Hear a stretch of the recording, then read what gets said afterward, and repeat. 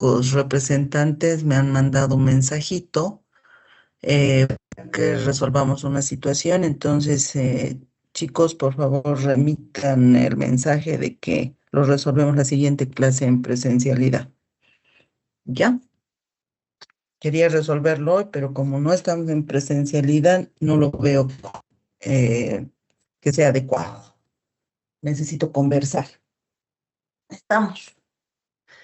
Ya, señores, entonces continuaremos con nuestro tema de derechos laborales y entramos a lo que son los sindicatos. Justamente en estos días estamos con problemas con lo que es la COP, ¿no es cierto? Que viene a ser la Central Obrera Boliviana, que aglutina varios sindicatos en sí, ¿ya? Entonces, importante tocar este tema el día de hoy, ¿ya? Dice, como un derecho señala de que los trabajadores, como tal, pueden organizarse en sindicatos. Los sindicatos van a ser representaciones de los trabajadores para la defensa de sus derechos dentro de sus fuentes laborales. Ya para eso se han creado los sindicatos. Entonces, cuando tenemos demandas, chicos, cuando hay personas, hay trabajadores, hay obreros que tienen algún tipo de reclamo, me ocurre un momento, ¿no? El no pago oportuno de los salarios. Ellos lo que van a hacer es enviar su reclamo o hacer conocer su reclamo, todo va a depender de cómo se mueva el sindicato. Pueden pedirles cartas, como sencillamente puede ser una conversación que se tenga. ¿Ya? Entonces, conocen ellos el reclamo de estos trabajadores y lo ponen en conocimiento de la máxima autoridad o del CEO de la organización. El CEO ya verá qué soluciones va a dar al respecto. Puede solucionar, puede ser la solución de inmediato, puede demorar, tendría que hacer conocer por qué la demora o puede no dar lugar al reclamo. Entonces, una vez que pasa esa línea, ese conducto regular se llama, recién estaríamos hablando de que entra otro tipo de representación a reclamar. Por ejemplo, ahora, con esto de la COP, ¿qué ha tenido que suceder? Deben haber sectores que, por ejemplo, ante el aumento del salario que se ha dado la gestión pasada, o a inicios creo de esta, dicen, no nos están pagando nuestros empleadores el mínimo nacional, los 3.300. ¿Ok? Primero han hecho conocer a su empleador, este no les ha hecho caso, ahora están reclamando ya en un grupo mucho más grande, donde están varios sindicatos. Eso se llama Central Obrera Boliviana.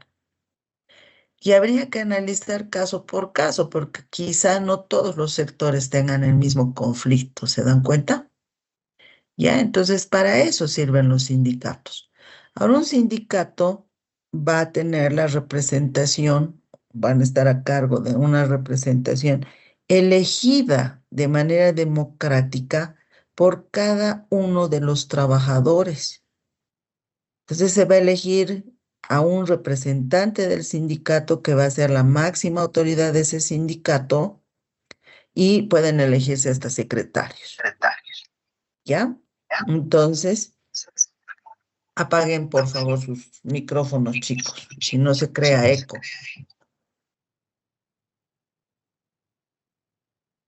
Ok. Entonces, de esa manera se tiene esa representación. Esos dirigentes sindicales van a gozar además de un privilegio. Ese privilegio se llama fuero sindical. ¿Ya? A través del fuero sindical, esos representantes no pueden ser despedidos por estar actuando en representación del resto de trabajadores. No pueden ser despedidos ante sus reclamos. ¿Se dan cuenta? Ante los reclamos que están haciendo en nombre de esos trabajadores ante la CEO o la MAE. Estamos. Ahora, los sindicatos pueden tener también un patrimonio. ¿Qué significa un patrimonio? Tener un ambiente que lo crean ellos mismos a través de las contribuciones económicas que se van recibiendo, o sea, les piden una cuota sindical a los trabajadores y eso pueden irlo acumulando y si, bueno, los recursos les dan, podrían tener un ambiente, una sede sindical donde ellos se sientan representados, ¿ya? Ahora dice, el Estado va a respetar la independencia ideológica y organizativa de los sindicatos. O sea, ¿qué piensan ellos? Con una libertad de pensamiento, ¿no es cierto? Que esa libertad de pensamiento puede decir, por ejemplo, los derechos de los trabajadores nunca pueden ser vulnerados. Entonces hay ahí una independencia ideológica respecto a lo que va a ser la máxima autoridad, que también puede tener su propia ideología, ¿ya? Y obviamente este tema de la organización, si el empleador está de acuerdo, va a permitir esa organización de los sindicatos. Y ahora miren cómo van las cosas para ustedes que van a ser futuros empresarios. A los empresarios no les gusta tener sindicatos. Van a ver que son pocas las empresas que tienen sindicatos. ¿Por qué? Porque si en el sindicato, por ejemplo, se toma la decisión de hacer una huelga o hacer un paro dentro de las instalaciones, no trabajar por un día, obviamente se estaría perjudicando la empresa como tal en lo que es su producción y ustedes saben que eso a la larga puede traer consecuencias como el tema de quiebras. Por eso es que a los empresarios no les gustan los sindicatos. Sin embargo, tenemos sindicatos en muchas instituciones públicas y esos sindicatos, bueno, como les había dicho, están afiliados a esto de la COP y algunos sindicatos que ya existían respecto a ciertas empresas públicas, ¿no? El patrimonio que tienen estos sindicatos no son, dice, violables, o sea, no podemos ingresar a ellos sin tener obviamente una autorización.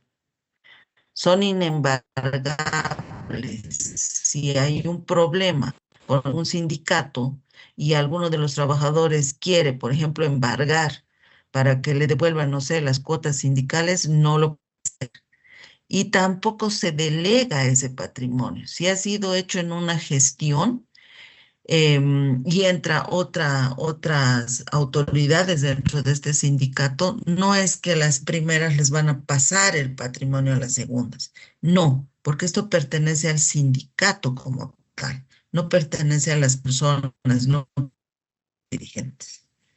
¿Ya?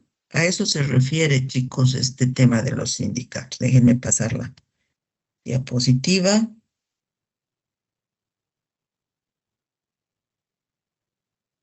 Creo que no tenemos más, sí tenemos.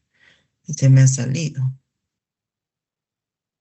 Ok, aquí dice, a la vez que existen sindicatos y la norma los reconoce, también la Constitución va a reconocer la libre asociación empresarial.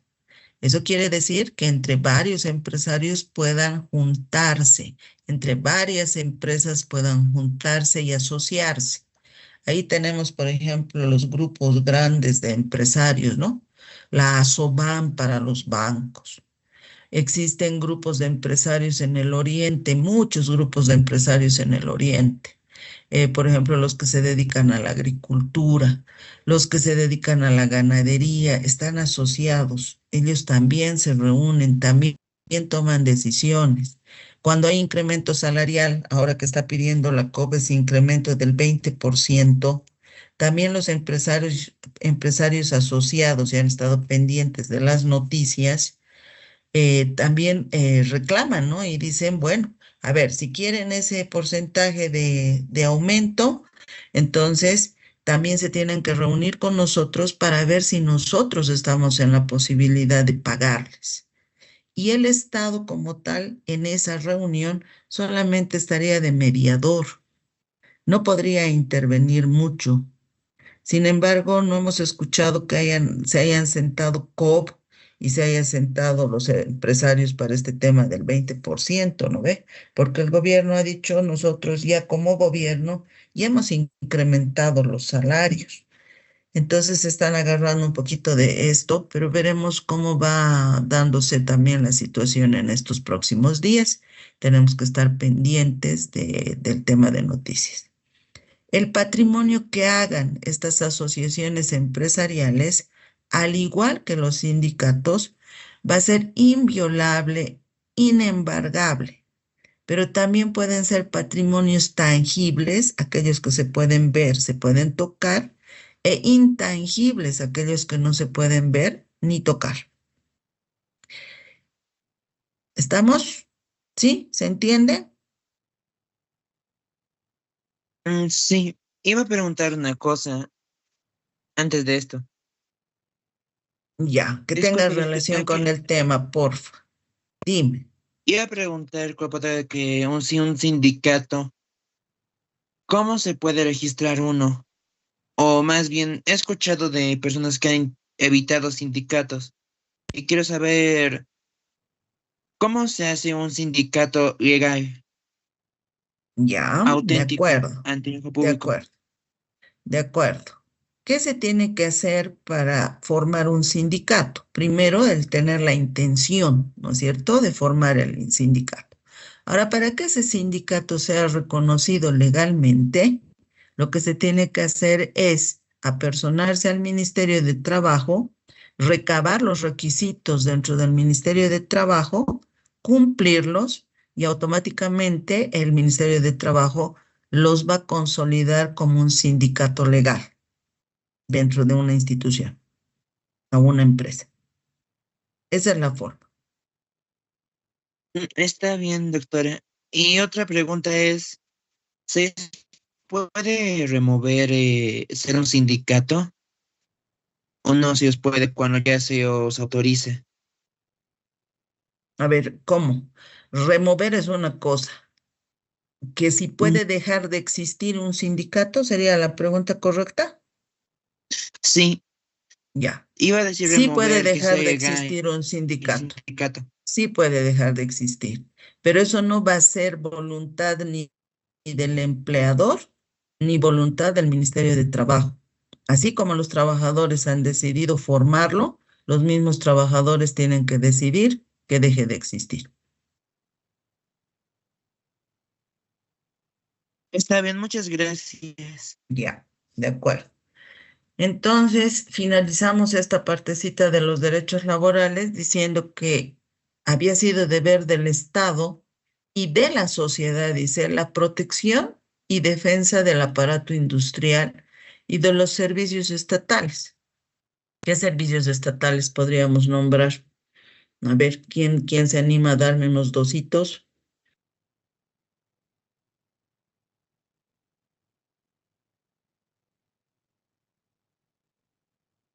A ver, Leonardo. Derecho a contar con ayuda médica en caso de No, no, accidentes, no, no, no, no, no. bonos. No, no. Mira lo que he leído. He dicho, es deber del Estado y de la sociedad la protección y defensa del aparato industrial y de los servicios estatales. Y he preguntado dos ejemplos de servicios estatales. Alberto, creo que eras.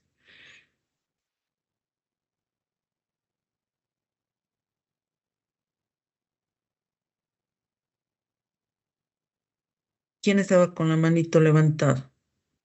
Jordi. Cristian, a ver, Cristian. Educación, salud, seguridad y justicia. Aquí se está refiriendo más a un servicio estatal empresarial. Empresarial. Un ejemplo les puedo dar. A ver, el teleférico es un ejemplo de servicio estatal. Otro ejemplo, Gabriela. Licenciada, ¿podría ser agua, luz y telecomunicación? Ya, agua, luz, comunicación, está bien. ¿De acuerdo? Entonces, ¿qué está diciendo? Perdón, Bruno, ¿qué está diciendo esta partecita? Está diciendo que no solamente había sido deber del Estado, sino también nuestro el defender a las empresas, el defender la existencia de las empresas. ¿Por qué? Porque las empresas llevan al desarrollo de un país, ¿no ve? Y ahí se añaden los servicios estatales que puedan existir, que van a ir, obviamente, al ser servicio en beneficio de la sociedad. ¿Ok? Ok, yo creo. Ahora sí creo que hemos terminado. Sí, ya terminamos. Ahora me voy a ir a otro tema. Vamos a comenzar otro tema. Recuerdan que les había dicho de que tenemos que avanzar derechos de los niños. Espero que aquí estén mis diapositivas corregidas. Esto ya hemos visto. Hemos visto.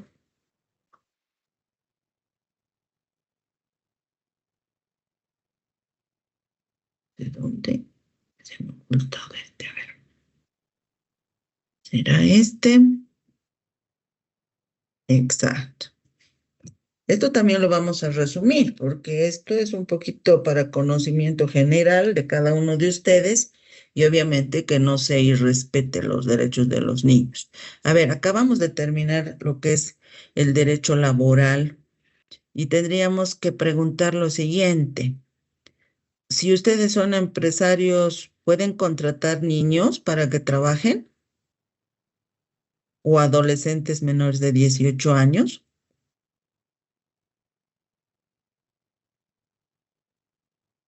Legalmente no, doctora. ¿A qué te refieres con legalmente no, doctor? Está prohibido contratar o dar trabajo a personas menores de edad. Sin ¿Por embargo, qué? hay algunas empresas pequeñas como los comerciantes, los emprendedores, que por pagar menos salarios que del mínimo que te exigiría una persona ya mayor de edad, lo hacen, contratan a adolescentes de 16, 17 años. Mm, ya, de acuerdo. A ver, entonces estaríamos prohibidos de contratar niños y adolescentes menores de 18 años porque esto nos podría traer problemas legales. Sin embargo, dice la Ley General del Trabajo que tú puedes contratar menores de edad siempre y cuando esos menores de edad solamente vayan como aprendices. Pero tienes que respetarles ciertos derechos, como por ejemplo, ellos gozan de vacaciones, pero todavía no está trabajando un año, doctora, me pueden decir ustedes, siendo empleadores. No interesa si están trabajando menos de un año. Lo que dice la norma es que se les tiene que dar vacaciones, entre comillas, laborales, que deben coincidir con la vacación escolar. O sea, tiene que ser en el mismo tiempo.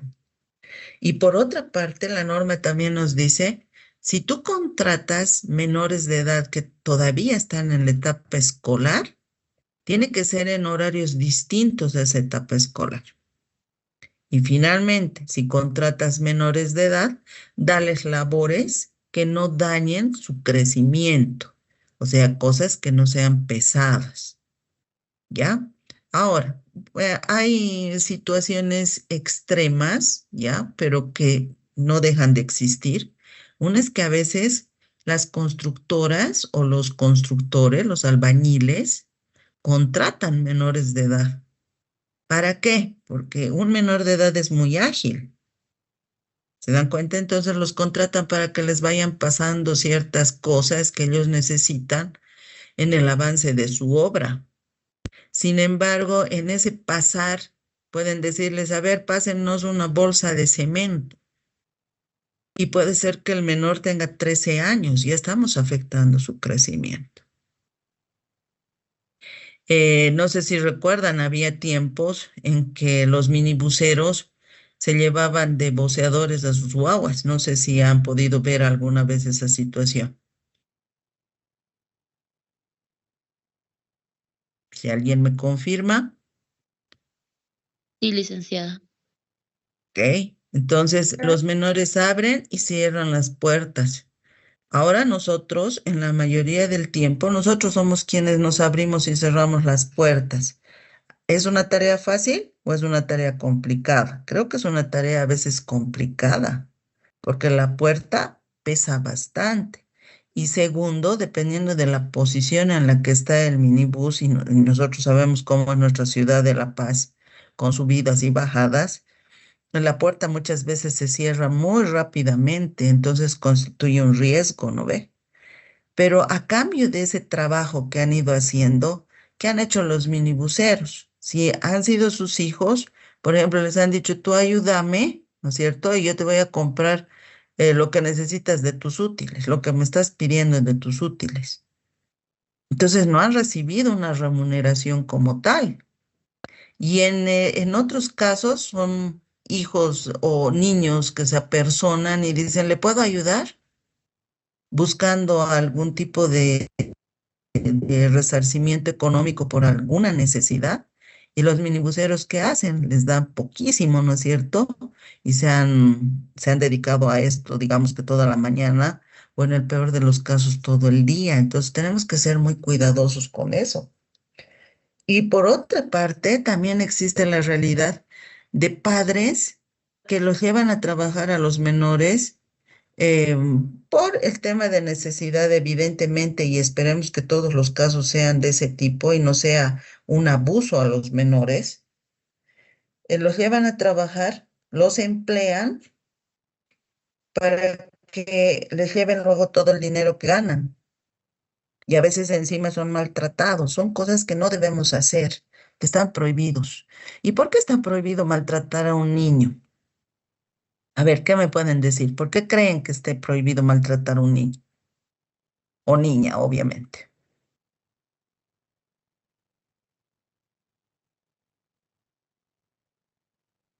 A ver, he leído, hay un nombrecito que me ha parecido veloz, Valeria. A ver, Valeria Camacho. Buenos días, Lick. Yo Buen pienso día. que eh, más que todo es porque los niños y los adolescentes no tienen cómo sustentarse, o sea, no tienen la capacidad de cuidarse porque todavía son menores y no tienen experiencias. Ujú. Ya, podría ser. Alberto Ramos. A ver, al segundo que voy a escuchar y ahí la paramos. Al maltratar a un niño, doctora, se estaría vulnerando sus derechos fundamentales de los niños y también tienen una protección que está en el código legal de niño, niña y adolescente. Ya, a ver, pero yo quiero ir al fondo. Yo sé que en la norma está escrito, pero quiero ir al fondo. ¿Saben a qué se debe esto? A que los niños, niñas, ¿ya? Niños, niñas, que ahí quiero situarme, no quiero situarme todavía en el tema de adolescentes. Niños, niñas son el futuro de un país. Y se supone que como padres decidimos tener a un niño o una niña. Es algo voluntario, no es algo forzado. Entonces, si decidimos traer una vida al mundo, tenemos que darle pues todas las condiciones necesarias, principalmente de afecto a ese menor. Ese es el fondo por el cual no deberíamos maltratar a ningún niño. Pero vemos padres que lo hacen, ¿no? En la calle, en el minibús, que los están gritoneando, que los están jaloneando. Y eso está prohibido, como dicen ustedes, está prohibido en la norma. Y para evitarnos ciertas situaciones, también tenemos que ser capaces como padres de educar a nuestros niños, para que no nos hagan los famosos berrinches en la calle, ¿no es cierto? No sé quién está gritando ahí, no sé quién estará con su micrófono abierto, está gritando. Entonces, tenemos que tener cuidado con esas cosas. Y también maltrato sería si nosotros empleamos a estos niños, niñas, estamos hablando de hasta los 13 años, empleamos y no les damos las condiciones adecuadas. Estamos yendo en contra de la norma. ¿De acuerdo? Ahora maltrato de adolescentes está prohibido a partir de los 13 años hasta, dice la norma, 18 años son adolescentes. Sí, debería no darse el maltrato a los adolescentes, pero los adolescentes ya saben pensar, ya saben lo que es bueno y lo que es malo. Entonces ahí hay un piense, ¿se dan cuenta? Para evitarme ciertos maltratos, que la mamá me esté riñendo, que el papá me esté riñendo, pues evitaré hacer también ciertas cosas. Ahora, si los papás están muy mal y ya maltratan de cualquier cosa, bueno, tenemos también donde podemos reclamar y quizás siendo adolescentes sí podríamos recurrir a estas instancias por nosotros mismos, pidiendo un auxilio. Sin embargo, un niño de 1 año, meses, 2 años, 5 años, no lo va a poder hacer solo. ¿Se dan cuenta lo delicado que es este tema? Ahora, dice que todo niño, niña, adolescente tienen derecho a un desarrollo integral. ¿A qué se referirá desarrollo integral? Desarrollo integral se va a referir a qué. Este niño tiene derecho a la educación. Tiene derecho a desarrollarse como corresponde desde la salud. Ahí tenemos que preocuparnos los papás de llevarlos al médico, ver el tema de peso, de talla, para saber si el desarrollo está siendo adecuado. Pero además necesitamos que estos niños, niñas, adolescentes sean partícipes de juegos, de convivencia con otros similares, de que realicen deportes según sus capacidades. A todo eso se refiere el desarrollo integral. También crecer en un medio ambiente donde no haya violencia, ni psicológica, ni física, ni sexual. ¿Ya? Por otra parte, dice que un niño tiene derecho a una familia. Y ustedes dirán, pero por ende, ¿no? O sea, es obvio que necesita de una familia y que debe tener una familia. No es tan obvio. No nos olvidemos que hay niños que son abandonados, que hay niños que los encontramos en la calle, en baños, en el basurero y en otras circunstancias muy dolorosas y que, bueno, no pertenecen, en otras palabras, a familias porque nunca llegan a ubicar a los padres, a los progenitores, padres o progenitores viene a ser lo mismo.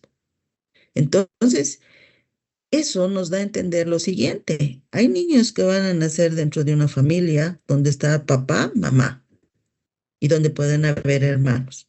Y hay niños que van a crecer en familias adoptivas, que se van a hacer cargo de ellos por voluntad también. En nuestro país hay que hacer todo un trámite para poder adoptar niños y no, les comento que no es un trámite fácil. Por eso es que tenemos muchos niños en orfanatos que no han sido adoptados por una serie de circunstancias y que al final han terminado de crecer en estos centros, ¿no? En estos centros de adopción. Entonces, han visto que no todos los niños habían tenido familia de por sí. Ahora hay niños también que crecen dentro de lo que se llaman familias ampliadas. Ahora vemos el tema de los feminicidios. Y muchas veces en el feminicidio perdemos a la mamá, el papá está en la cárcel y los niños no tienen familiares que puedan hacerse cargo, familiares del mismo entorno. Entonces, en ese caso se pide ampliada, se llama, los familiares que puedan tener más cercanos, ahí pueden estar los tíos, los abuelos, hermanos también podrían estar, pero ese ya es el seno de la familia, ¿no?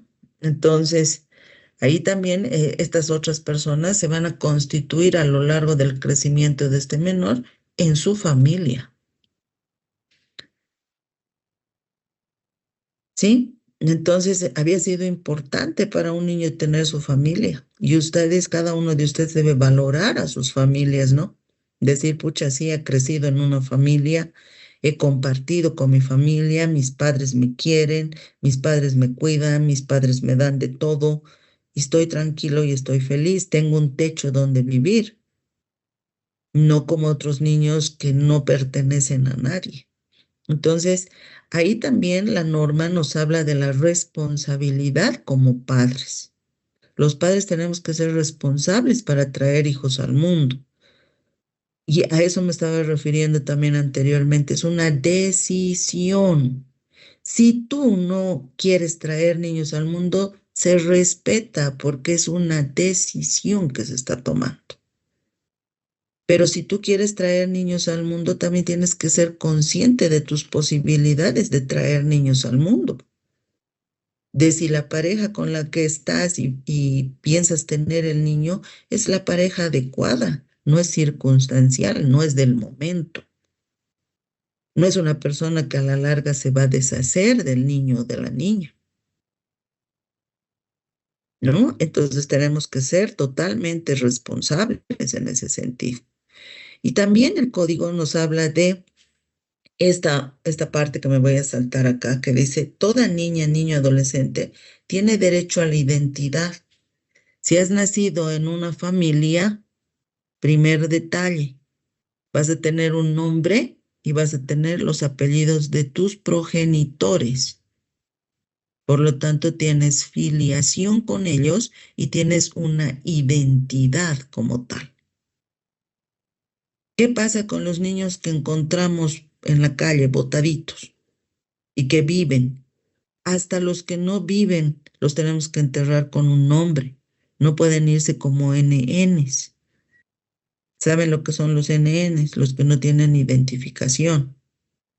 Los niños que encontramos en la calle y que viven van a llevar nombres convencionales. ¿Qué significa eso? La persona que lo ha encontrado le puede dar un nombre y le puede ceder su apellido, sin que eso involucre, obviamente, tener derechos o tener obligaciones sobre ese menor. Van a encontrar que hay policías que a veces levantan hacia los niños y les dan estos nombres convencionales, pero luego estos niños se van ¿dónde? Se van a los orfanatos. Los policías no se quedan con esos niños. O las mismas personas que a veces levantan así niños, no se quedan con esos niños, los llevan a centros de adopción o centros de cuidado de los municipios o de la misma policía, hasta que estos menores sean adoptados. A eso se llama entonces nombre convencional. ¿Estamos de acuerdo? Ahora, ¿qué pasa con este nombre?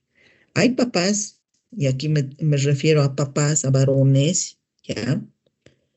Que a veces niegan la paternidad de un menor, dicen, no, no es mi hijo.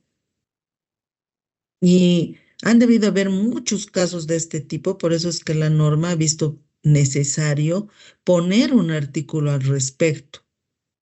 Y ese artículo lo debemos tener por aquí, a ver. Yo me voy pues adelantando, chicos. No, no está aquí. Entonces, puede ser que yo me haya adelantado lo que es familia. Sin embargo, no importa. A ver, cuando decimos aquello, dice la norma, dice el código niña, niña, adolescente. Si un padre se niega a la paternidad y la madre está segura de que él es el padre, la norma obliga a que se hagan un examen sanguíneo para identificar la paternidad. Si el examen sanguíneo demuestra de que el menor sí es hijo de ese varón, entonces el varón va a tener que pagar el costo de ese examen sanguíneo. Pero si la madre hubiese acusado a un varón, sabiendo ella que no es el padre, pues la madre es la que va a tener que pagar el costo de ese examen de sangre. Pero a partir de esta norma, señores, ya no tendrían que haber niños, niñas, adolescentes que lleven, por ejemplo, el apellido de los abuelos, sino que por norma estos niños tienen que tener el apellido paterno. Ahora seguramente alguno de ustedes va a decir, ¿y qué pasa si no queremos el apellido paterno? Esa es una decisión que la tienes que tomar, obviamente, en tu mayoría de edad, no cuando eres niño. Cuando tú ya piensas bien las cosas, cuando eres responsable, cuando tú ya has visto muchas cosas y estás tomando una decisión, en ese momento también puedes quitar ese apellido. ¿Se dan cuenta? Ahora, si la madre, siendo niños, ve que el padre los maltrata y ella decide por ese maltrato, tiene que justificar por qué está dejando de lado, mejor dicho, ese apellido, para que el niño ya no lleve ese apellido y lleve, por ejemplo, solamente sus apellidos. ¿Ya? Eso es lo que pasa con la norma actualmente, señores. Ahora hay papás que tienen hijos en un matrimonio y tienen hijos en otro matrimonio, o quizá en el segundo no es matrimonio pleno, sino es un matrimonio, ¿cómo se llaman estos? Es un matrimonio convencional donde hay una convivencia entre la pareja. Entonces, ¿qué dice la norma? Dice, no tienes que ser tu progenitor o mamá en estas circunstancias, no tienes que hacer una diferencia entre tus hijos. Los hijos de un matrimonio y de otro tienen exactamente los mismos derechos y las mismas obligaciones respecto a sus progenitores y los progenitores respecto a estos hijos. Ahora vemos, ¿no? Que hay varones también, aquí tengo que tocar lastimosamente solamente varones, hay casos de varones que agarran y se buscan una pareja con hijos y al final terminan maltratando a los hijos de su pareja, o al revés. La mayoría de los casos es de varones, pero también se han dado casos de mujeres que igual se han hecho de pareja a un varón que tiene hijos y ellas han comenzado a maltratar a esos hijos porque no son suyos, dicen ellas. Y ahí la norma que está diciendo, no importa que sean tuyos o no sean tuyos, tú has decidido formar una familia o has decidido tener ese tipo de pareja y si no estabas de acuerdo, entonces era que no avances más, ¿no es cierto? Porque los hijos no van a dejar de existir. A los hijos no los podemos hacer a un lado porque la norma nos puede sancionar.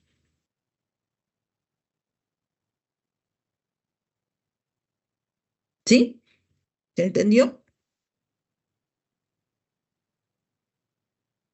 Supongo que sí. Artículo 59 dice, el Estado y la sociedad, nosotros, garantizan, dice, la protección, promoción y activa participación de los jóvenes. Ah, ¿quiénes son los jóvenes? Jóvenes decimos a partir de los 15 años, por ahí vamos diciendo, ya está joven, ¿no ve? Entonces dice la participación de los jóvenes en el desarrollo productivo, o sea, ya pueden trabajar. También pueden ser partícipe en lo político. Un joven de 25 años podrá ser elegido autoridad. La Constitución dice que sí. En el caso, por ejemplo, de los alcaldes y a esa edad, tú puedes postularte a eso. Y también en el caso de diputados y senadores, también podrías postularte, pero lo que no puede ser es presidente a esa edad. Sin embargo, han visto, ya pueden involucrarse en ese ámbito. También en el desarrollo social. A ver, hay jóvenes que se dedican a hacer proyectos de ley en beneficio de los propios jóvenes y hacen trabajos sociales. ¿Para qué? Para concientizar a las personas, para llevar a cabo estos proyectos y etcétera. En el desarrollo económico de nuestro país, si ya trabajas, estás participando en ese desarrollo económico. Y cultural, claro, los jóvenes también se dedican al tema cultural con el tema de las danzas, Ahí vemos, por ejemplo, nuestra entrada universitaria, una manifestación cultural totalmente de jóvenes, la mayoría son jóvenes, son pocos los mayores que van a participar en aquello. Y dice, aquí no puede haber discriminación. O sea, tú no le puedes decir a un joven, no, tú no puedes trabajar porque eres joven. Tú no puedes ser político porque eres joven. Tú no puedes presentar proyectos de ley porque eres muy joven. O tú no puedes participar en danzas o en lo que es manifestación cultural, que no solamente van a ser danzas, puede ser también la ejecución de música, ¿no es cierto? No puedes participar en esto porque eres joven. No podemos hacer eso. Lo único que sí hay que tener mucho cuidado con el tema de mayoría de edad.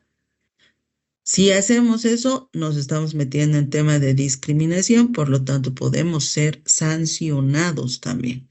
Obviamente que a un joven no le vamos a dar el cargo de gerente de una empresa, porque aún le falta formación.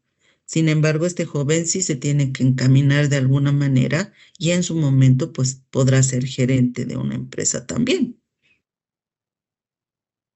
Así como en lo político, comienzas jovencito y a la larga del tiempo tú puedes terminar siendo presidente de nuestro país. ¿Sí? A eso entonces se está refiriéndose. Ahora dice, a ver, es deber del Estado y de la sociedad y la familia garantizar la prioridad en la defensa de sus derechos y recibir protección y socorro en cualquier circunstancia. La prioridad en la atención de los servicios públicos y privados y el acceso a una administración de justicia pronta, oportuna y con asistencia de personal especializado. Nos está hablando de muchas cosas aquí que tienen relación, pero son varias cosas. Una es procura la protección. Tú proteges en tu hogar.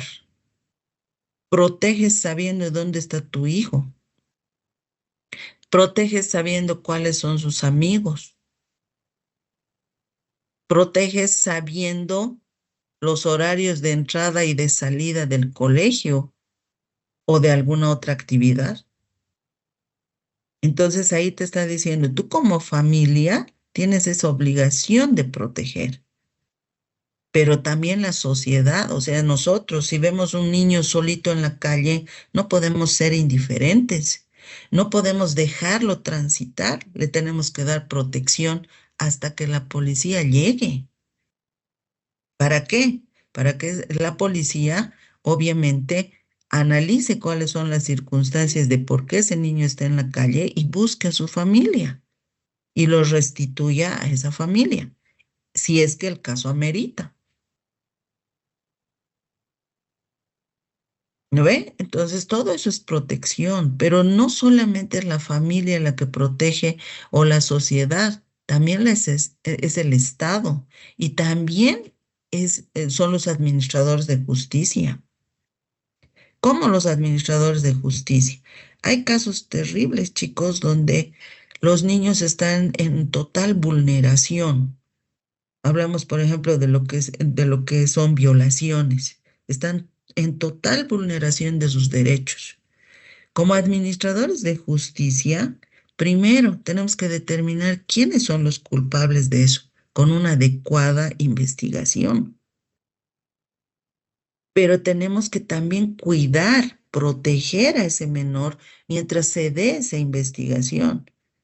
Inclusive no lo podemos poner pues, al lado de su victimario para escuchar su declaración del uno o del otro, porque eso es revictimizar a la víctima. No se pueden hacer ese tipo de cosas.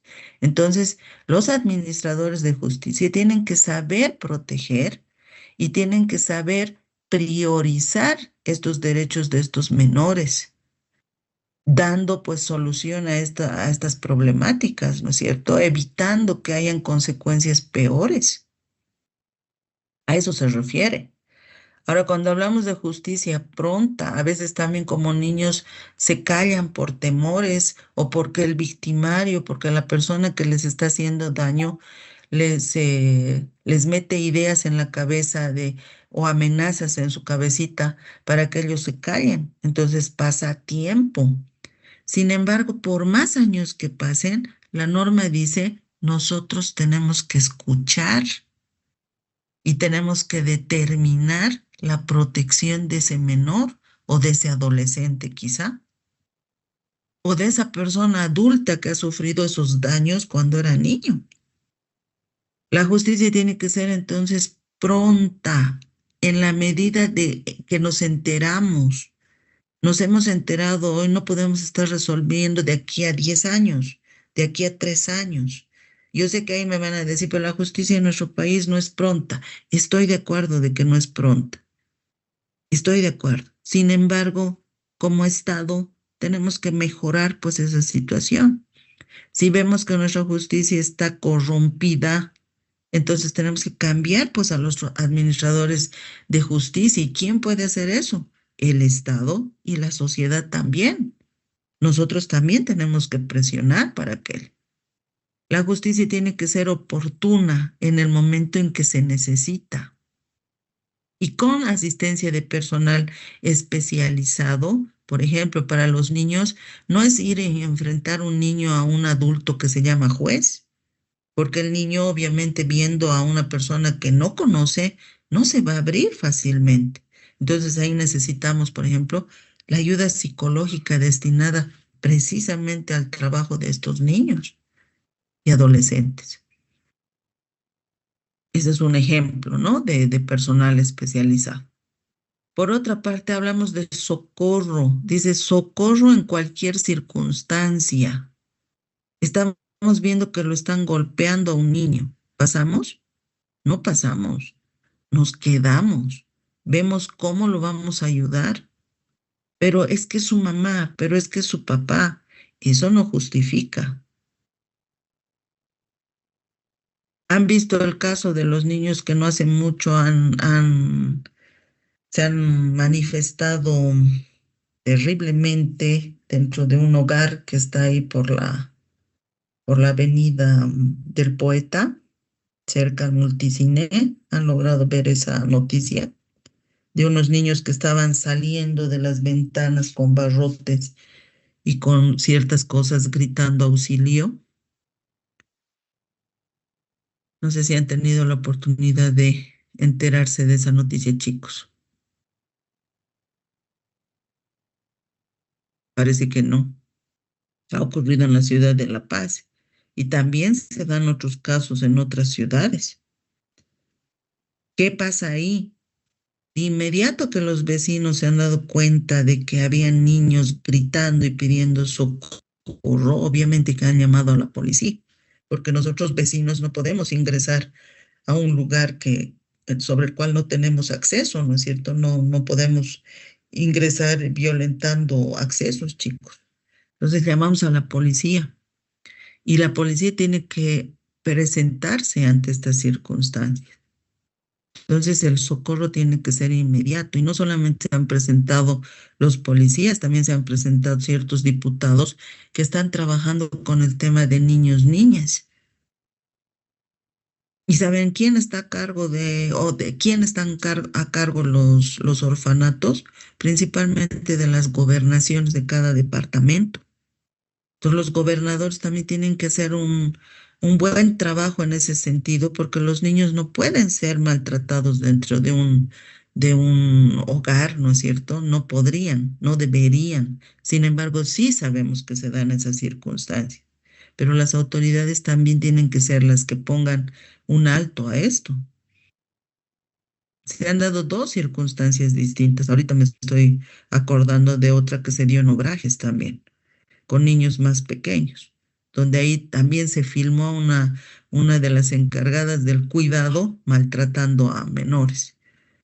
También ahí se ha procurado, entre comillas, dar soluciones, pero no se ha vertido ya información para afuera. ¿Por qué no se vierte la información para afuera? Porque sabemos que también la norma prohíbe mostrar los rostros de menores o dar mucha información respecto a los menores. Eso para proteger su identidad, para proteger su crecimiento. Sin embargo, esperemos que interiormente sí se estén dando soluciones al respecto. A eso se refiere esa parte. Hemos hablado de violencia, por lo tanto ya no tocamos, y hemos hablado también el tema de trabajo, que está prohibido para determinados rangos de edad. Y sí se puede dar bajo ciertas circunstancias. Aquí está siendo mucho más exhaustivo y nos dice, se prohíbe el trabajo forzado. Tú no puedes obligar a un niño a trabajar, eso está diciendo. Y la explotación infantil, no dejarle ir a la escuela, trabajar más de 8 horas. Inclusive los niños no pueden trabajar 8 horas, tienen que trabajar menos, tienen que trabajar 4 horas, 2 horas, porque las tareas que les vamos a dar van a ser tareas simples. Ya el hacerlos trabajar 8 horas ya viene a ser explotación infantil. Las actividades que realicen los niños en el marco familiar y social estarán orientadas hacia su formación integral como ciudadanas y ciudadanos y tendrán una función formativa. Por ejemplo, las mamás, ¿qué hacemos? Niños, ayúdenos, a ver, les enseñamos a qué, a picar la papa con determinado cuidado. O a ver, a poner los cubiertos con mucho cuidado, porque de por medio hay cuchillos, ¿no es cierto? Con mucho cuidado. Todo eso les estamos enseñando a ordenar su dormitorio, a barrer su dormitorio. Eso también es parte de la formación integral, porque en algún momento ellos van a necesitar y tienen que ser totalmente independientes en las cosas que realicen. Entonces, a eso también se está refiriendo, ¿no? Dentro de lo que es el marco legal, podemos dar esas tareas. Esas tareas no se constituyen en explotación infantil, es parte de la formación. Otra cosa es que yo agarro y a mi niño de 4 años, por ejemplo, le diga, bueno, yo me voy a salir a trabajar y tú me esperas con el almuerzo hecho. Ahí lo estoy arriesgando, eso no puedo hacer. Eso sí podría ser considerado explotación infantil. Seguimos, hemos terminado también esta parte que les dije que iba a ser rapidita. Nuevamente me voy a salir de aquí, voy a entrar a otra presentación. A ver, mientras yo busco el tema, alguien que quiera hacer algún comentario.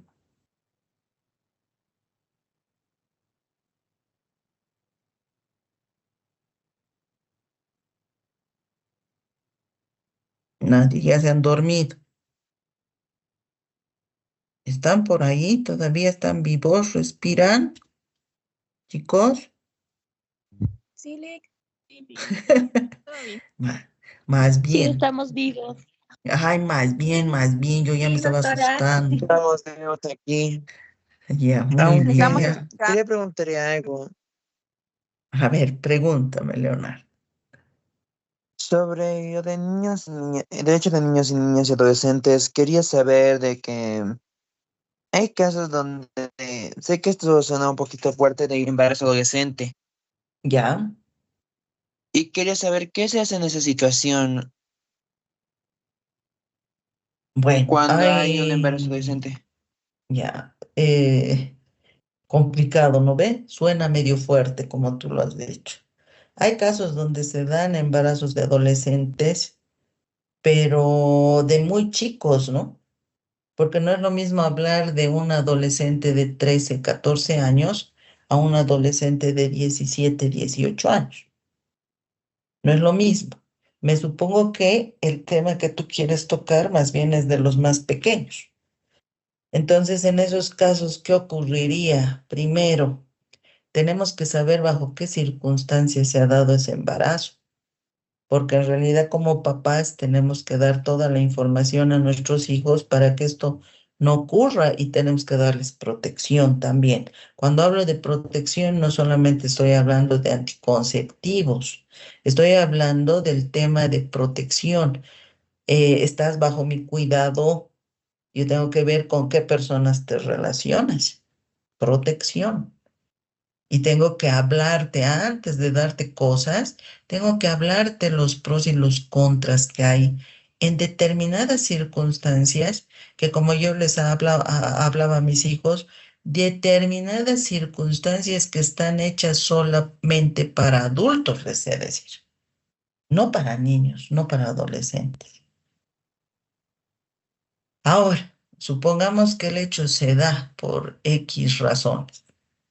Si las razones son por temas violentos, lastimosamente mediante lo que es el uso de la psicología, tendríamos que enterarnos cuál es la voluntad de la menor respecto a ese embarazo.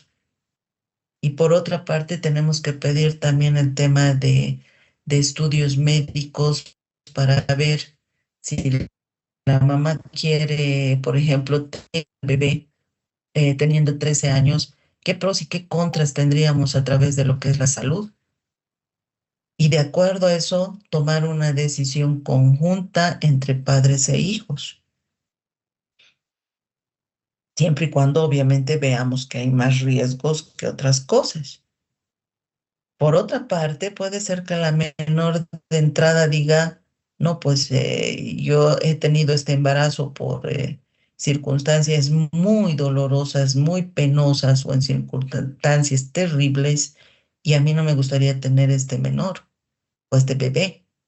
Por lo tanto, ahí la norma también te da la posibilidad de un aborto, ¿no? Entonces hay que analizar bien las cosas, pero también como padres, como sociedad, tenemos que ser responsables en la información que les damos para estos embarazos, porque son embarazos de alto riesgo, ¿no? Y por eso te decía, una cosa es hablar en adolescentes ya más grandes y otra cosa es hablar con niños. Bruno. Doctora, yo tengo una pregunta. En caso de que nosotros veamos cierto maltrato infantil en la calle o en X lugar, violento o psicológico, ¿cuáles serían las mejores acciones que podríamos tomar en contra? Porque no o sea, si vemos, no sé, en la calle a una madre pegando a un menor de forma intensiva, claramente nos metemos, ¿no? Pero ¿cómo sería la forma correcta de reaccionar? Ya. Lo primero es que tú puedes hablar, puedes llevar a reflexionar, a tratar de reflexionar a esa mamá. Decir, señora, no lo haga, no está bien lo que usted está haciendo, está lastimando a su hijito. Es muy pequeño, por decirte algo, ¿no? Entonces no lo haga. Es más, usted se puede meter en conflictos. Primero es el diálogo, pero a veces también las personas reaccionan de mala manera. Y te pueden decir, pero usted qué se mete, qué le importa, yo qué sé. Hay respuestas de todo tipo, ¿no ve? En ese caso, si tú ves que el maltrato va a continuar, pues no te olvides que ahora tenemos redes sociales y tú puedes estar comenzando a hacer una grabación y a la vez tendrías que estar llamando a la policía. Todos sabemos que ojalá que la policía llegara pues, en 5 minutos, ¿no ve? Si llegara en 5 minutos, pues aleluya, ya tenemos la solución ahí. Ahora podría ser que por coincidencia tú tengas un policía, aunque sea de tránsito cerca, o policías que estén transitando por la calle en ese momento sin hacer la función como tal de policía, pero tú agarras y conversas con ellos y les dicen, bueno, esto es lo que está pasando. Tú ya puedes tener problemas en tus redes sociales. Pero cuida también el hecho de no filmar el rostro del niño porque si no ahí te van a meter en problemas a ti. ¿Ya? Esos son los modos en que podrías estar actuando.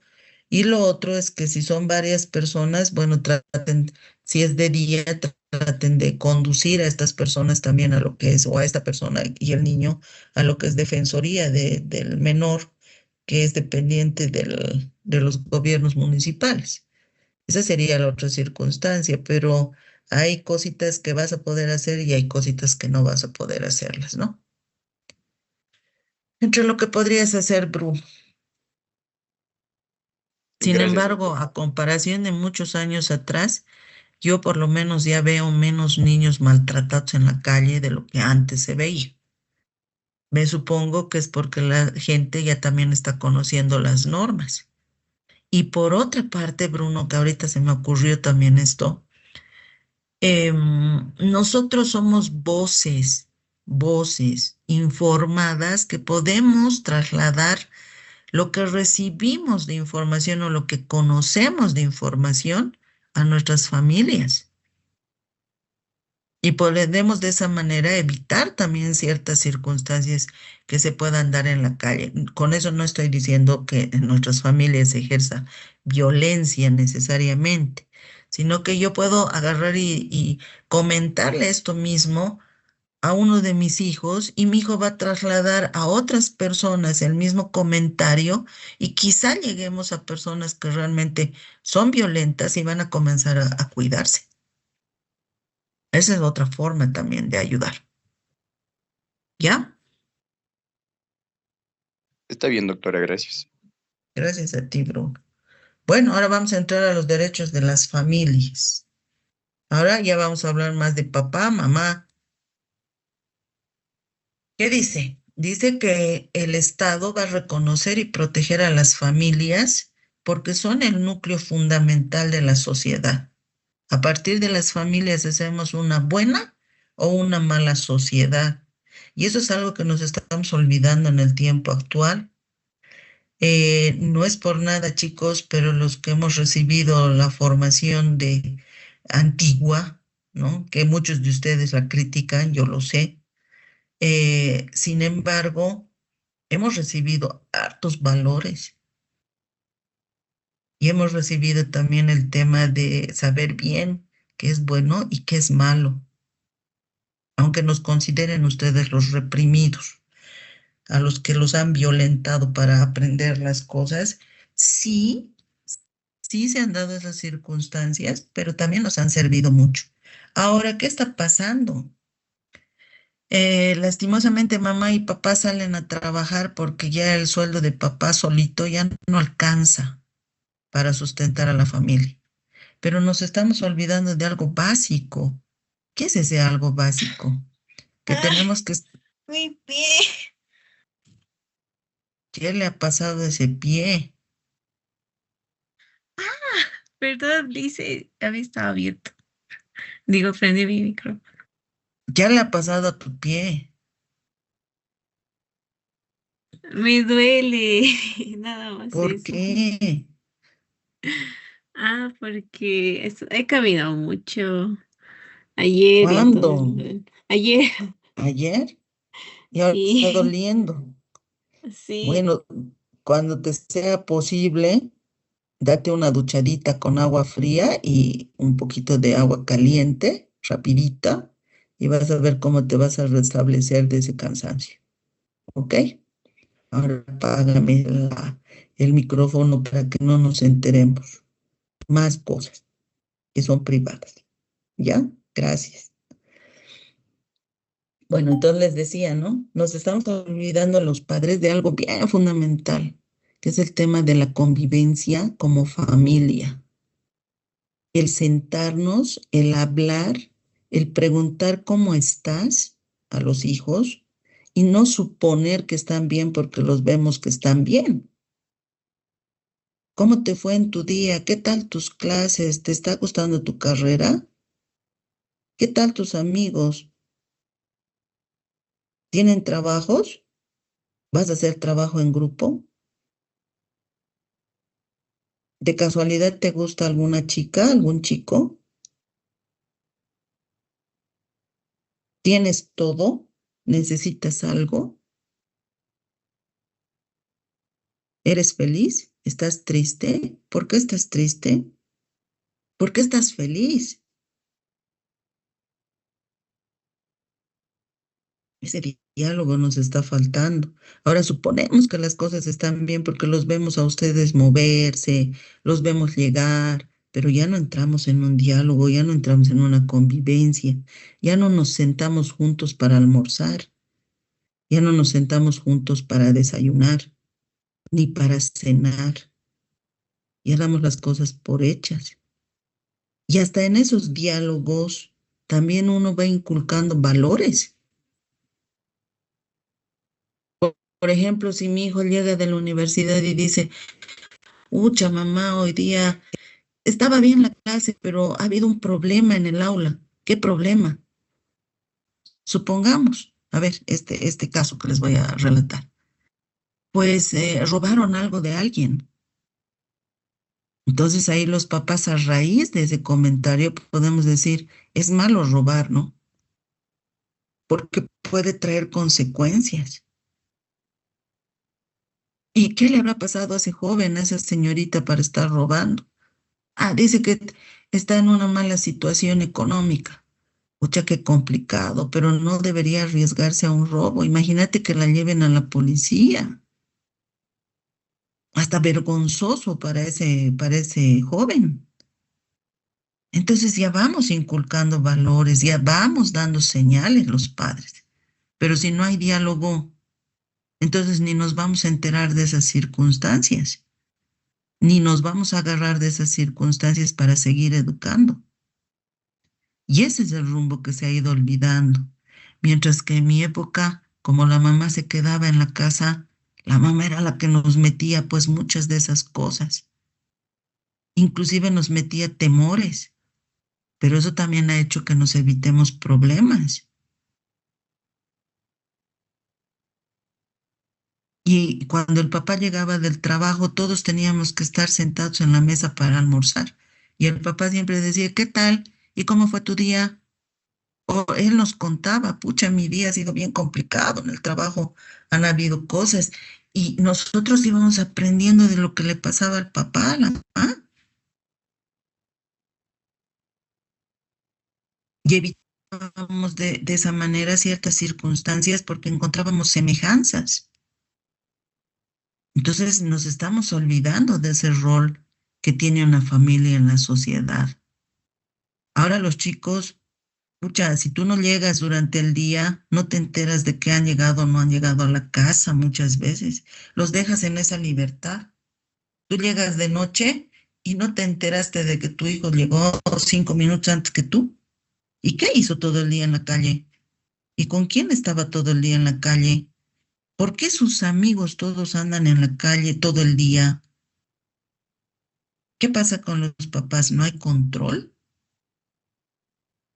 O a veces como adolescentes también decimos, no me vas a llamar ya porque voy a estar en clases, no me vas a llamar ya. Y estamos en otras cosas metidos nosotros y evitamos que los padres nos molesten. Y también estamos alejando de esa manera ciertos controles. Pero cuando tenemos problemas, ¿a quién acudimos? ¿A un extraño o a nuestra familia? Debería ser a nuestra familia. Pero ya no los consideramos familia porque de un lado y de otro, más bien alejarnos. Y ahí están los jóvenes, los pandilleros, por ejemplo, que están todo el día en la calle. No hay quien los sostenga familiarmente, ni siquiera en sus emociones. También tenemos ahora el tema de la depresión, muy frecuente entre los jóvenes, cosa que antes no veíamos, el tema de depresión. Antes no hablábamos de bullying. ¿Y por qué no hablábamos de bullying? Porque nos enseñaban nuestros padres a saber solucionar ciertos problemas. Y sabíamos nosotros que detrás estaban nuestros padres para defendernos. Ahora ustedes se sienten en soledad, se sienten aislados, no saben a quién acudir. Y como les digo, a veces acuden a personas extrañas que pueden tener buenas intenciones, como que también pueden valerse de esas circunstancias para manipularlos, manejarlos.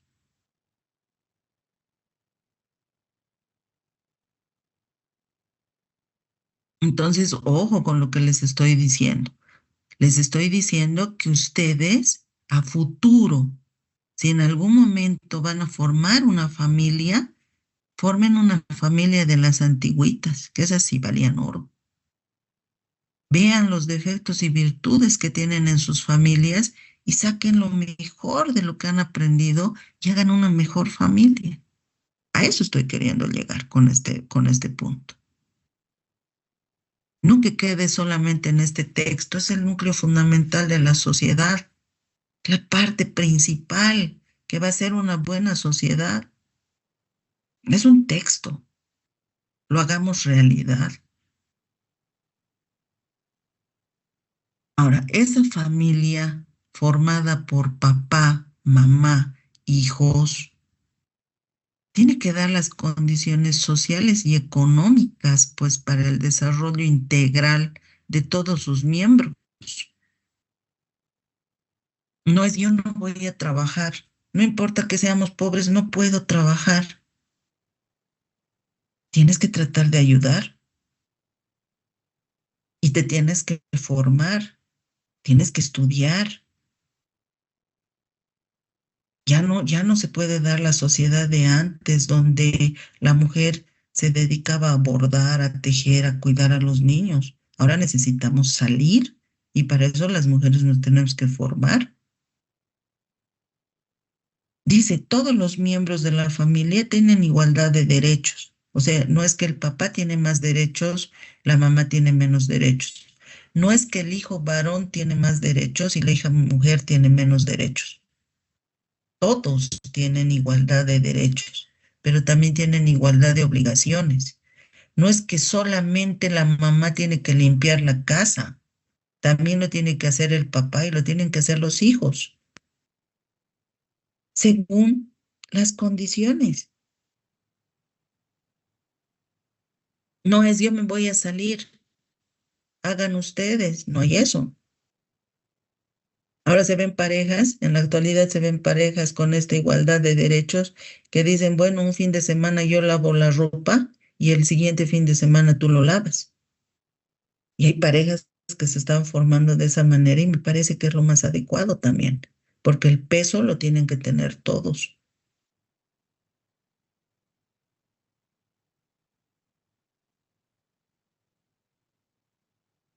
Reconoce en la Constitución el matrimonio entre mujer y hombre a través de vínculos jurídicos. Para esto existe un contrato de matrimonio, que es el acta que vamos a firmar al momento en que decidimos casarnos.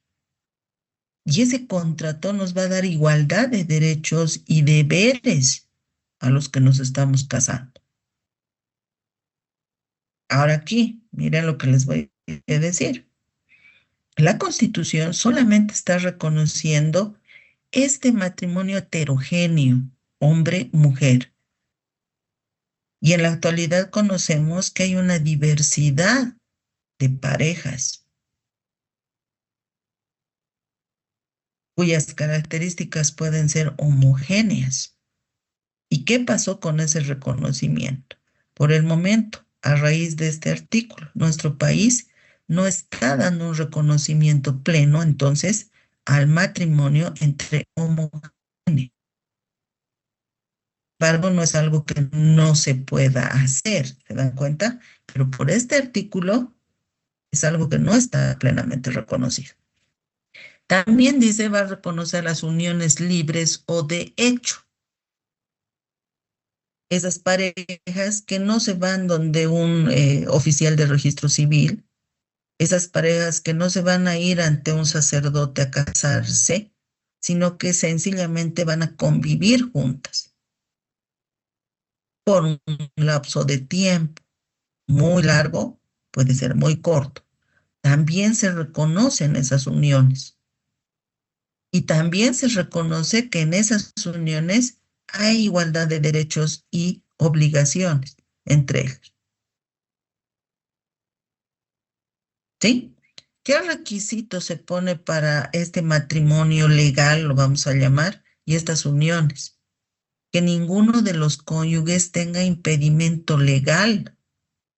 ¿Qué sería impedimento legal? Que uno de ellos esté ya casado. Ese es un impedimento legal.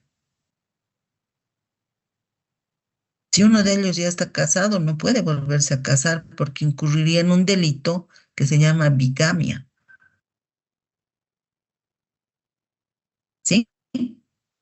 Bueno, ahora, respecto a los hijos, seas hijo de un matrimonio donde ha habido un documento, donde ha habido una iglesia de por medio, o seas hijo de un matrimonio donde solamente ha habido convivencia, tienes exactamente los mismos derechos y las mismas obligaciones.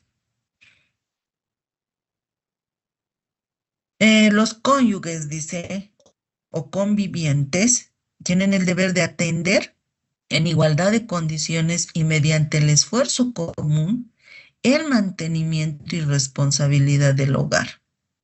¿Han visto lo que les decía hace un momento? Va ligado a esto. No es que solamente la mujer se va a encargar de tener limpia la casa, también es obligación de su pareja. Y no es que la pareja le diga, ya yo te voy a ayudar, pero solamente voy a limpiar el dormitorio. No, es en igualdad de condiciones. Pero también nos está hablando de que tenemos que atender en igualdad de condiciones la educación y formación integral de los hijos. No es, solamente el papá se va a encargar de ver cómo te va en la libreta. No, tú también puedes hacerlo. No es que tu papá solamente sabe de matemáticas, yo no te puedo ayudar en matemáticas. Tú también tienes que ayudar.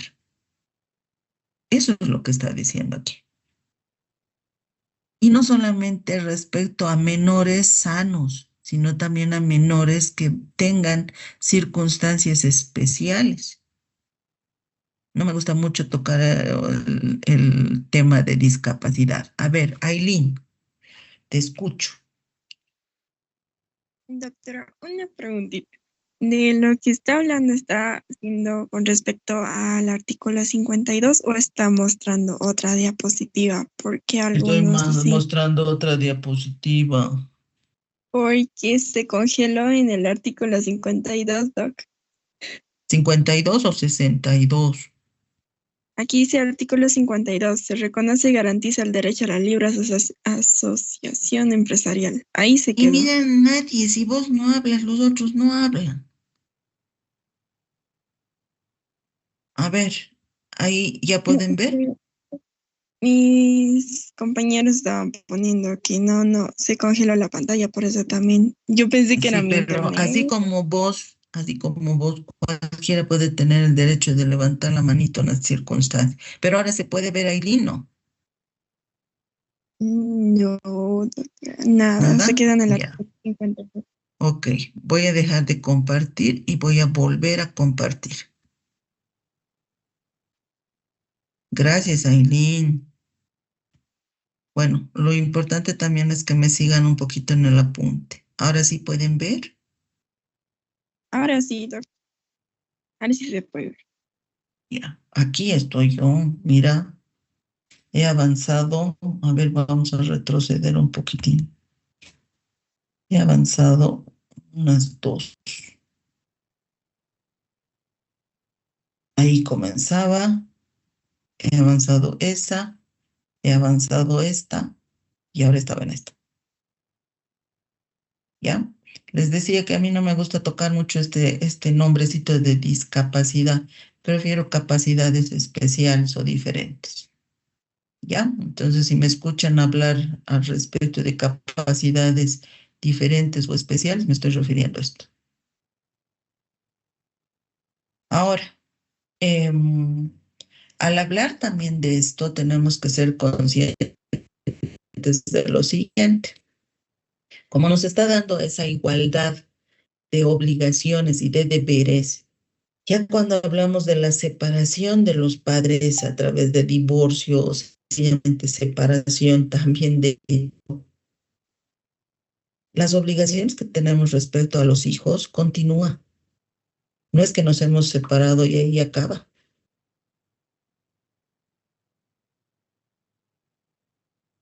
Tenemos que continuar. Entonces, la ley de las familias también dice lo siguiente. Tienes el deber de mantener a tus hijos hasta que ellos alcancen una mayoría de edad. Sin embargo, si tus hijos están estudiando, tienes que seguir con esa obligación de mantenerlos económicamente, hasta que consigan su profesión. Y aquí escuchen bien lo que les voy a decir. Ya, hasta que consigan su profesión. Hay papás, en la vida real se dan este tipo de procesos, donde los padres, los progenitores varones, dicen, bueno, les vamos a dar una asistencia y es más, en la mayoría de los casos, estos varones ya tienen otra familia, ya tienen otros hijos, ya tienen otras obligaciones. Y tratan de deshacerse de las obligaciones del primer matrimonio cuando en realidad no corresponde. Y a veces ustedes, jovencitos, son irresponsables. ¿En qué sentido? Ay, me voy a dar mi año sabático, dicen después del colegio algunos. No voy a estudiar, voy a descansar. O como vemos en el aula, hay chicos que no conocemos hasta ahorita. Se han inscrito a la carrera, pero no han pasado clases, supongamos, de ninguna de las materias que corresponden al primer semestre. Pues estos papás están esperando ese tipo de error para quitarles la manutención. Tengan cuidado. La norma dice lo siguiente: mantienes hasta que tu hijo tenga su profesión. Pero si tu hijo es mal estudiante, no asiste a sus clases, ha abandonado la carrera, ahora está estudiando otra carrera, no puedes tú mantener eternamente a un hijo. Pero si tú demuestras que tu hijo está siendo irresponsable con sus estudios, puedes quitarle la manutención. ¿Qué les parece? Y eso a veces las mamás no saben. Y hay varones que sí están detrás de eso, o porque tienen un amigo abogado, ya saben ese tipo de cosas. Ustedes hoy día están pasando clases, sus papás pueden estar yendo a averiguar su récord académico a la universidad, o cómo les está yendo en el colegio. Tienen que tener muchísimo cuidado con ese tema. Ahora, si mi hijo ha salido, por decir algo, 17 años del colegio, ha ingresado a la universidad a sus 18 años, yo no quiero suponer que mi hijo va a terminar su carrera dentro de 10 años.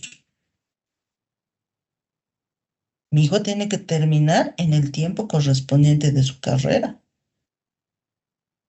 4 años y medio. Ese es el cálculo que se está haciendo. ¿Qué ha pasado para llegar a los 10 años? Pues es que no asistía a clases. Le ha faltado aprobar ciertas materias.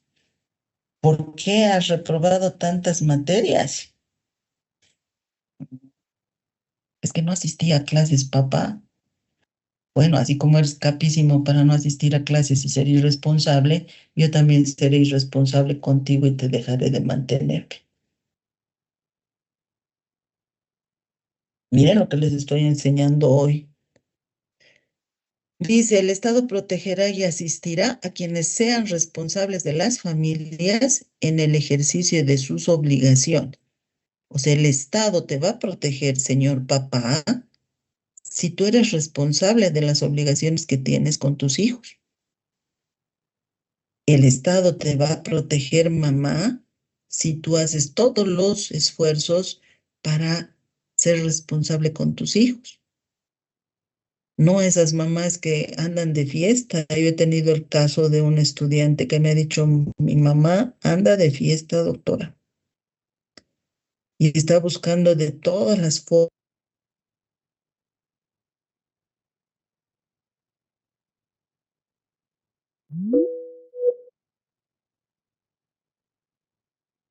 Hay también mujeres irresponsables.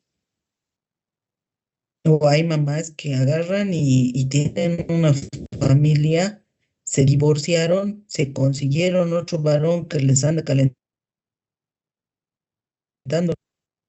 Y este varón además les dice, pero no te quiero con hijitos.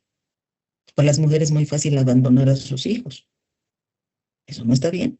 Entonces, si tú incurres en este tipo de errores, el Estado ya no te va a proteger.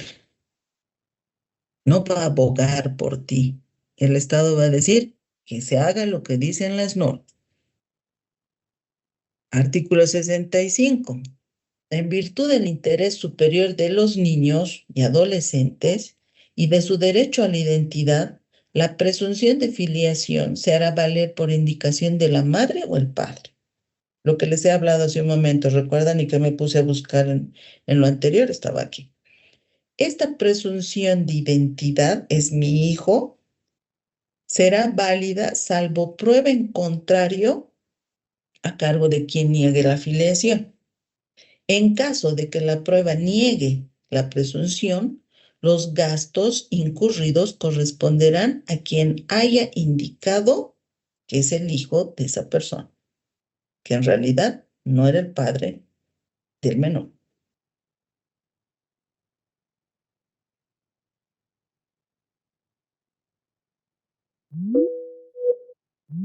Dice a las mujeres, dice, y a los hombres el ejercicio de sus derechos sexuales y de sus derechos reproductivos. Ok, yo estoy enamorando con alguien, pero a mí no me interesa tener hijos. Y esta persona ya quiere algo serio conmigo. Pues no me puedo callar ese tema. Tengo que decirle en algún momento que si yo me caso con él o con quien sea, yo no quiero tener hijos.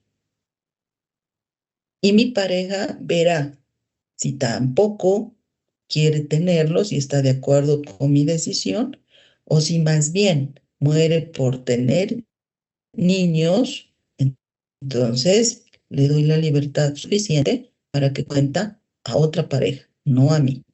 Eso se llama madurez. Por otra parte, yo quiero tener hijos, ya, ok, quiero tener como mujer hijos, pero no quiero tener 20 hijos. Solamente quiero tener uno o quiero tener dos. Mi pareja tiene que estar de acuerdo con eso, pero eso tiene que surgir a través del diálogo. No puedo yo sorprenderlo de la noche a la mañana. No, yo no quiero tener hijos o quiero tener uno o dos. No quiero tener 10. Eso es parte de mis derechos sexuales. Y si yo, por ejemplo, sí quiero tener hijos, pero mi pareja es quien no quiere o no puede tener hijos, porque también hay temas de salud donde una de las parejas no puede tener hijos, tengo que dar ese conocimiento a mi pareja para que mi pareja tome las decisiones que corresponden. Obviamente, sin hacernos daño. No porque yo no quiera tener hijos, dejo de ser mujer. No porque yo no quiero tener hijos, soy una mala persona. Son decisiones que cada quien toma de acuerdo a la madurez. Si yo hoy día les pregunto, chicos, ¿quieren tener hijos? Ustedes me van a contestar, no. Y yo les voy a decir, qué bien, porque tienen que estudiar. Qué bien, porque tienen que viajar por el mundo. Qué bien, porque tienen que disfrutar de la vida y después comenzar con las responsabilidades. Y entre el grupo de todos ustedes que me han dicho, no, no vamos a tener hijos, van a ver chicos que a la larga van a decir, ah, sí, yo quiero tener ahora hijos. Y es totalmente válida esa decisión, porque la edad ya corresponde, porque ya se siente capaz de mantener una familia, porque ya se siente capaz de estar con la responsabilidad de tener hijos. Válido. Podemos cambiar de opiniones, sí, pero todo con el diálogo. A eso se está refiriendo esto. No es obligación de las mujeres tener hijos, ni tampoco es obligación de los varones tener obligadamente hijos. Listo, hemos terminado también derechos de las familias, señores. Nos vamos rapidito con otro tema. ¿Seguimos viendo? Sí, doctora, se puede ver. Ok, esta la vamos a pasar súper veloz. ¿Qué nos interesa de este tema? Primero, en nuestras empresas, nuestros emprendimientos, podemos tener adultos mayores como empleados, como trabajadores. pero tenemos que darles las condiciones adecuadas. Por ejemplo, no podemos estar permitiendo que les digan viejos, ya no sirves para nada, ya estás viejo, ¿por qué no te despiden? Porque eso sería un maltrato. No le estamos dando una vejez digna con esos insultos a esa persona. No estamos siendo cálidos porque no lo estamos tratando bien. Entonces tenemos que tomar en cuenta aquello. Ahora, como empresarios, puede ser que no optemos por tener adultos mayores porque quizás son un poquitito más lentos, porque quizá no van ya con la tecnología que nosotros tenemos, etcétera, etcétera. Muy bien, si vamos a despedir personas, les daremos las condiciones adecuadas en ese despido, todos los beneficios sociales que les correspondan, el derecho a una jubilación digna. A eso se está refiriendo este punto, si lo hablamos desde la óptica de empleadores. Ahora, si los vemos como familia, tenemos abuelitos. Ay, quizá alguno de ustedes tenga bisabuelitos con vida. Quizá alguno de ustedes también tenga papás adultos mayores. Pues el ser un adulto significa que ya hemos tenido un tiempo de, de trabajo, de experiencias, de conocimientos, por lo tanto somos personas de respeto, ¿sí?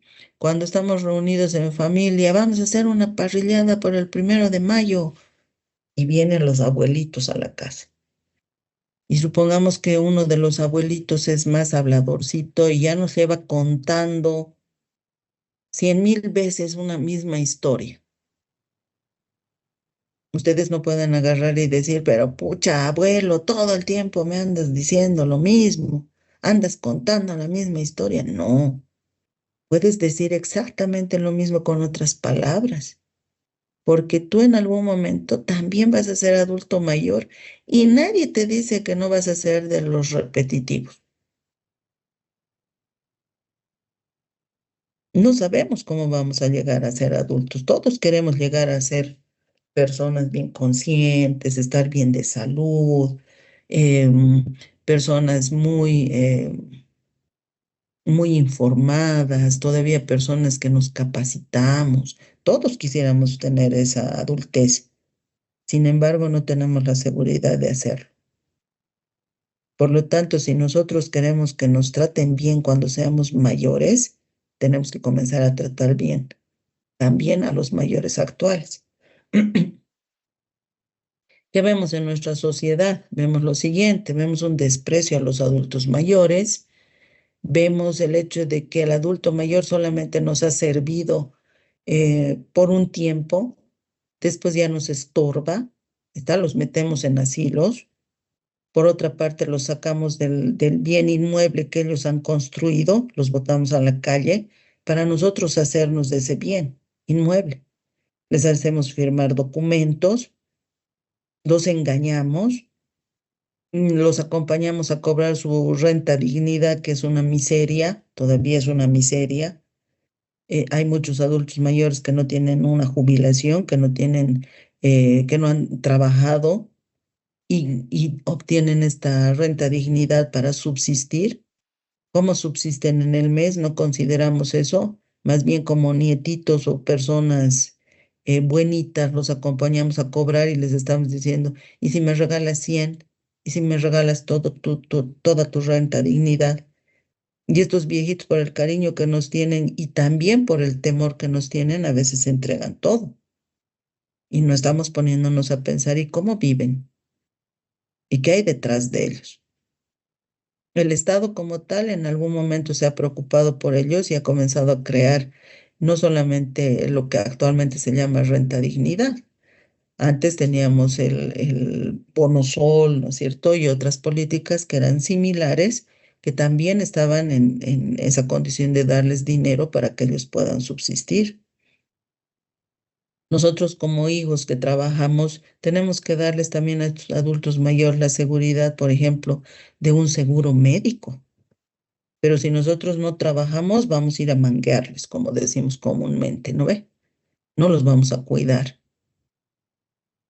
Tenemos que ver que estén en las condiciones adecuadas. Hay adultos mayores que necesitan el apoyo de enfermeras para que los cuiden, porque les tienen que poner medicación y a veces como hijos nos olvidamos de esas necesidades también de nuestros padres. El sacarlos a un parque, a que tomen sol, a que vean reír a los niños, a que convivan con otros adultos mayores, el incentivarlos para que se reúnan con otros adultos mayores y hagan actividades culturales. Nos olvidamos de esas cosas también y eso también es importante. No puede haber maltrato, no puede haber abandono, no puede haber violencia, no puede haber discriminación a los adultos mayores. Los minibuseros, señores, ustedes se suben en el minibús para venir a la universidad. ¿Cuántas veces no hemos visto que un adulto mayor con bastón los está haciendo parar y se pasan por delante? Eso es discriminación. Eso está sancionado. Pero los pasajeros no hacemos nada, miramos y nos callamos, cuando en realidad deberíamos tomar la seña de la placa y acusarlos. Pero tenemos también miedo, es que si los acusamos, vamos a meternos nosotros nomás en problemas. Y evitamos, se dan cuenta, hacer los reclamos correspondientes por evitarnos problemas. Lo mismo pasa con los niños en la pregunta que nos hacía Bruno. Él todavía dice, ¿cómo yo me meto? Dice, ¿no? Con su pregunta, a salvar a un menor que está siendo agredido. Pero si yo le digo, Bruno, vas a tener que tú ir a denunciar y presentarte, el Bruno va a decir, papás, dice que tengo que presentarme, los papás le van a decir, ¿para qué te metes en problemas? Mejor te hubieses quedado calladito. Y optamos por callarnos, no denunciar. Y eso está mal. Creo que ya en vida ya no tenemos beneméritos. Sin embargo, este artículo lo que hacía era proteger a los beneméritos de la patria. ¿Quiénes eran los beneméritos de la patria? Las personas que habían dado, que habían actuado más bien en defensa de nuestro país en guerras, ¿no? Entonces teníamos bastantes beneméritos de la patria que han ido obviamente por la edad también falleciendo y el beneficio que ellos tenían es que tenían una renta vitalicia de por vida, un monto de dinero que el Estado les daba independientemente de lo que es la renta dignidad. Les daban para que puedan subsistir, ¿no? En agradecimiento a la defensa de nuestro país. Y con eso también hemos terminado esta parte, chicocos. ¿Qué les parece? Nos ha servido bastante la clasecita virtual. Sí, Interesante, disculpe, doctora. doctora. Y doctora. Dime, Leonardo. No, primero que ver con mi compañera. ¿Ya? A ver, que nos hable tu compañero.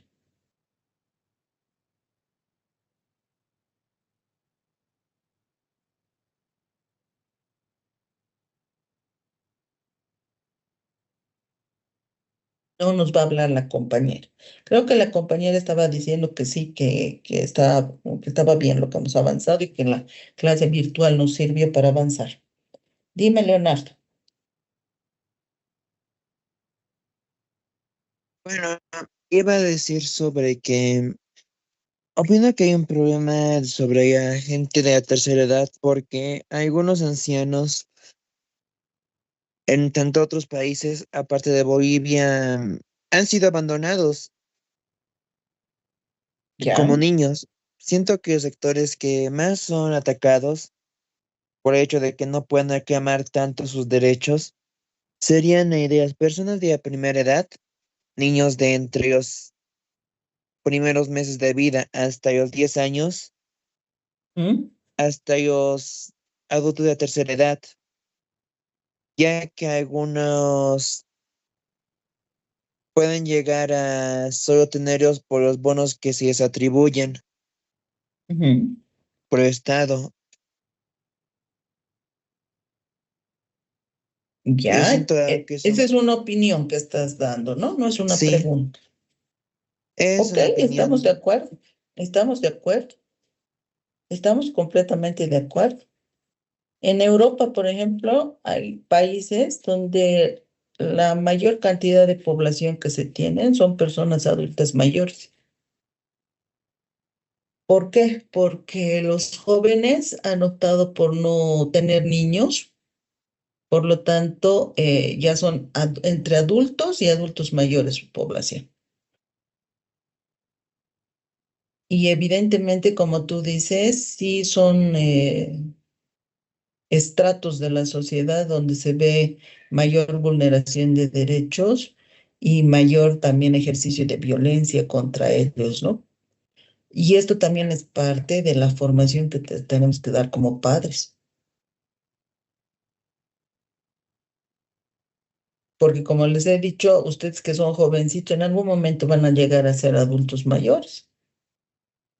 Otros ya estamos encaminándonos a ser adultos mayores. Y otros están en una edad todavía intermedia, por decir algunos 45, 40 años, pero igual van a llegar a ser adultos mayores, nadie se escapa de eso. Por eso les decía, ¿no? Como trates, vas a ser tratado, no porque Dios lo dice, sino porque la vida te da ese ejemplo.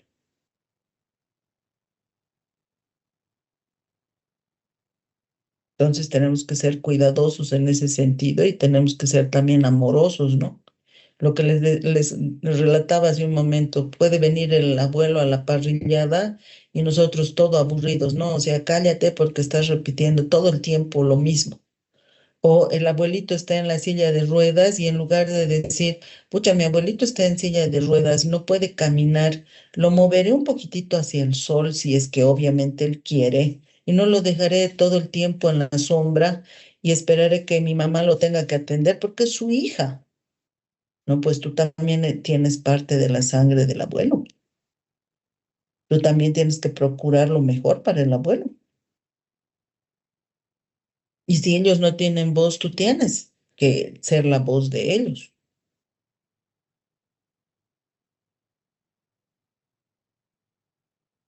¿Me ven? Entonces, está bien clara mi frase. Haz lo que tú quieres que hagan los demás por ti. Así de claro. ¿Quieren un poquito de descanso o seguimos avanzando?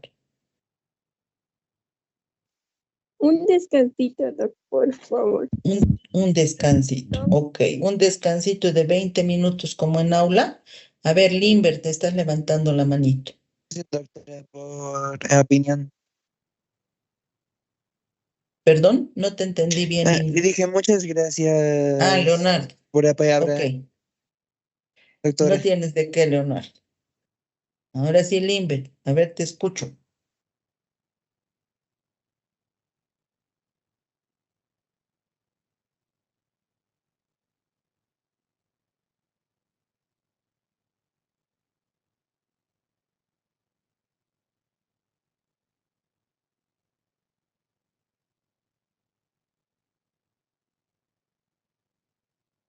Ah,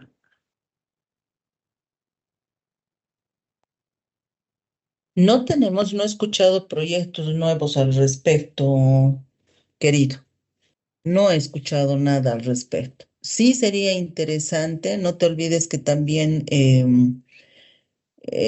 están dando ciertas circunstancias ahora con por ejemplo, la crecida del elemento de los elementos de violencia, de violaciones, el tema también de lo que son los infanticidios que se están dando ya más frecuentemente, se tienen que ir ajustando las normativas.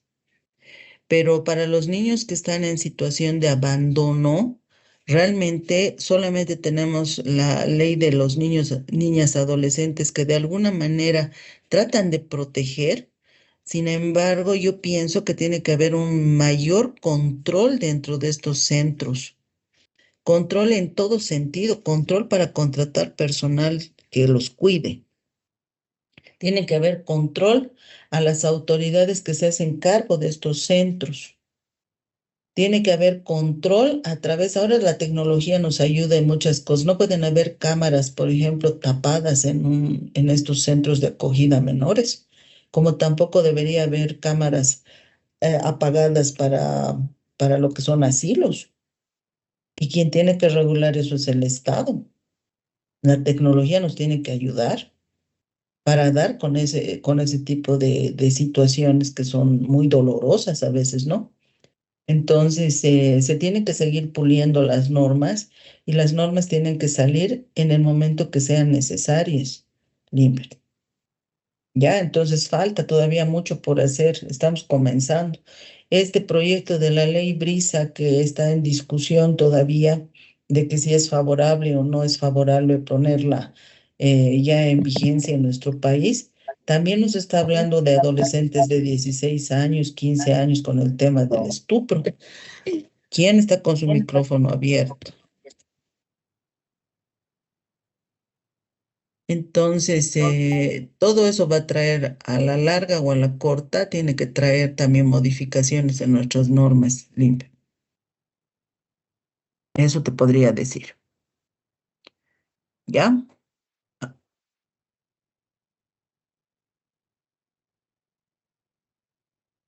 Claro que sí.